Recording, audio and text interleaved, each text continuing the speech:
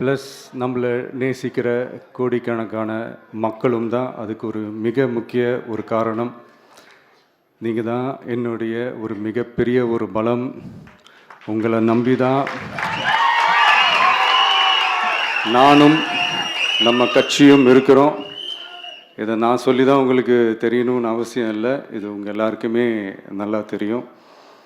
அதனால் இன்றைக்கி உங்கள் எல்லாருக்கும், நம்ம கட்சியில் இருக்கிற தோழர்களுக்கும் தொண்டர்களுக்கும், இந்த கட்சியினுடைய ஒரு தலைமை தொண்டனான என்னுடைய வாழ்த்துக்களும் நன்றிகளும்.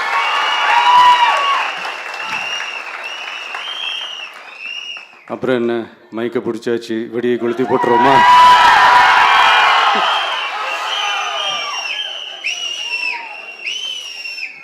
(1977) ஜூன் மாதம்னு நினைக்கிறேன். ஜூன் மாதத்தில் புரட்சித் தலைவர் எம்ஜிஆர் அவர்கள் ரேடியோவில் ஒரு பேட்டி ஒன்று கொடுத்தாங்க. அதில் பேசும்போது சொன்னாங்க, பேரறிஞர் அண்ணா அவர்கள் இருந்த இடத்தில் இப்படிப்பட்டவர்களும் அமர்கின்ற ஒரு நிலைமை ஏற்பட்டுச்சேன்னு எண்ணி எண்ணி கண்ணீர் வடித்தேன். அன்னைக்கு அந்த கண்ணீரை துடைக்க ஆரம்பித்த இயக்கம் தான் அண்ணா திராவிட முன்னேற்ற கழகம்னு சொன்னார். அதே மாதிரி 2017 அப்புறம் 2021 அப்புறம் தமிழ்நாட்டுடைய நிலைமையை பற்றி யோசித்து பார்த்த நம்ம தமிழக மக்கள், காமராஜர் அவர்கள் இருந்த இடத்தில், அண்ணா அவர்கள் இருந்த இடத்தில், எம்ஜிஆர் அவர்கள் இருந்த இடத்தில் இப்படிப்பட்டவர்களும் அமர்கின்ற ஒரு நிலைமை ஏற்பட்டுச்சேன்னு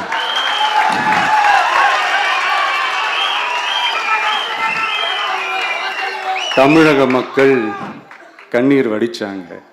இன்னைக்கு இந்த கண்ணீரை துடைக்க ஆரம்பிச்ச இயக்கம் தான் தமிழக வெற்றிக்கழகம்.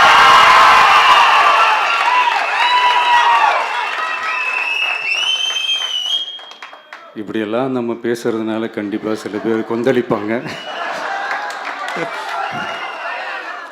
அது பற்றில நம்ம கவலைப்படக்கூடாது. ஏன்னா கொந்தளிக்கிறது தான் அவங்களுக்கு வேலையே. புரிஞ்சுங்களா அவங்களுக்கு? ஏன்னா எம்ஜிஆர் அவர்கள் கட்சி ஆரம்பித்தப்போ, ஏன் அவர் ஜெயிச்சதுக்கப்புறம் கூட சட்டசபையில் கூட ஏதோ ஒரு நடிகர் கட்சி வந்திருக்குதான், ஏதோ ஒரு புதிய கட்சி வந்திருக்குது, புரட்சி தலைவர்னு ஒருத்தர் வந்து, இப்படியெல்லாம் கேலியும் கிண்டலுமா. அதனால் யார் அரசியலுக்கு வந்தாலும் இப்படி கொந்தளிக்கிறது தான் அவங்களுடைய வேலையே. அப்படி தான் நாம் அரசியலுக்கு வந்ததுக்கப்புறம் கூட இந்த விஜய்க்கு என்ன அனுபவம் இருக்குது, எம்ஜிஆர் அவர்களுக்கு எவ்வளோ அனுபவம் இருக்குது தெரியுமா? 52லேருந்து 72 வரைக்கும் 20 இயர்ஸ் திமுகவில் இருந்த ஒரு அரசியல் அனுபவம் எவ்வளோ இருக்குது தெரியுமா? விஜய்க்கு என்ன பெரிய அனுபவம் இருக்குதுன்னு கேட்டால் அதே வாய் தான் அன்னைக்கு எம்ஜிஆர் அவர்களை பார்த்து, அன்னைக்கு எம்ஜிஆர் அவர்களை பார்த்து, அரசியல் அரிச்சுவடி தெரியாதவர், கவர்ச்சியை மட்டுமே நம்பி இருக்கிறவர், அட்டக்கத்தி, வாய் விளம்பர வள்ளல், இவருக்கு கேள்வி மட்டும்தான் கேட்க தெரியும், பதில் சொல்ல தெரியாது, நிருபர்களை சந்திக்க மாட்டார், டெல்லியை வகச்சிக்க மாட்டார், மேலே இருந்து அவருக்கு அவ்வளோ ப்ரெஷர் இருக்குது, அப்படி இப்படின்னு சொன்னதும் அதே வாய் தான்.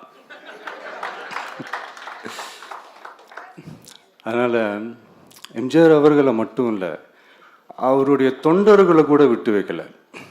அது என்னது, இந்த பளபளப்பு ஜொலி ஜொலிப்பை பார்த்தா பல்லிழிப்பவங்க,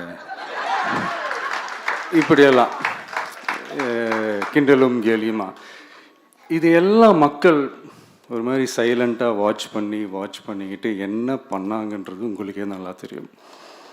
அவர் ஜெயிச்சதுக்கப்புறம் இந்த அரசியலில் பழந்துன்னு கொட்டை போட்ட அனுபவிச்சாலையும் இருப்பாங்கன்னு சொல்லுவாங்கள்ல, அவங்க எல்லாருக்குமே அந்த கோட்டைன்றது ஒரு பகல் கனவாகவே மாறிடுச்சுன்னா பார்த்துங்க.